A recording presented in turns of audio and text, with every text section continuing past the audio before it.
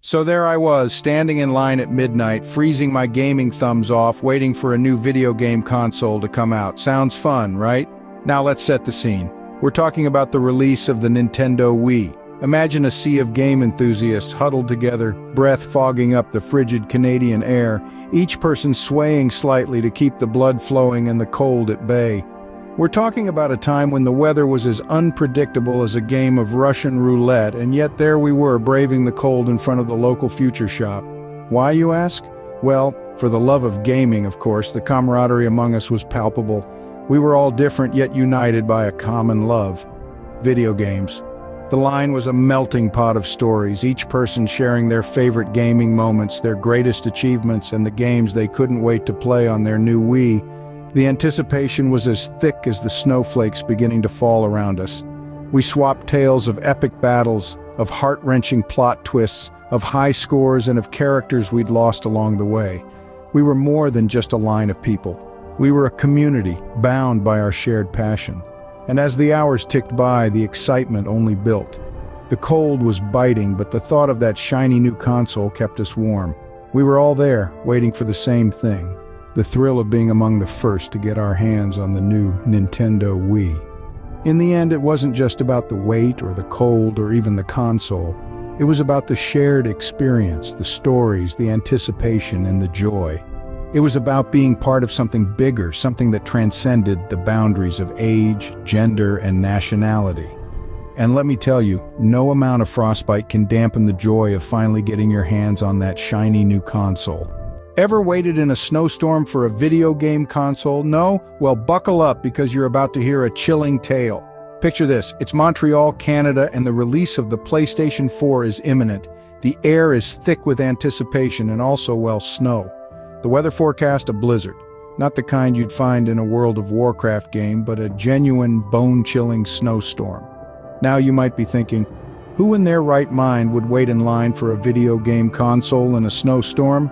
Well, dear listeners, the answer is gamers. Hardcore, dedicated, slightly hypothermic gamers. The kind of folks who would brave the Arctic tundra for a whiff of that new console smell.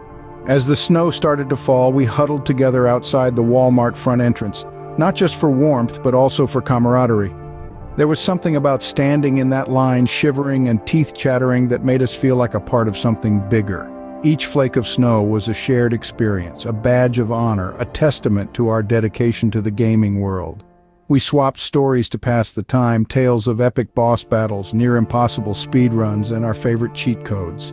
We debated over the best Call of Duty game, reminisced about the thrill of unlocking that last Grand Theft Auto V achievement, and theorized about the future of gaming. And despite our numb fingers and frosty breath, we laughed. We laughed because it was ridiculous, absurd even, to be waiting in a snowstorm for a video game console from night 10 p.m. until 8 a.m. the next morning. But we also laughed because it was fun. It was a shared experience, a memory in the making, a story we'd tell for years to come. And when the doors of that Canadian Walmart finally opened, when we held that PlayStation 4 in our hands for the first time, the cold, the discomfort, the hours of waiting, it all seemed worth it. Because in that moment, we weren't just gamers. We were pioneers, adventurers, snowstorm survivors. So remember, kids, next time you complain about slow internet speeds while downloading a game, just imagine waiting in a snowstorm for a PS4. Perspective, huh? You know, back in my day, we didn't have these fancy pre-orders. If you wanted a game, you had to earn it.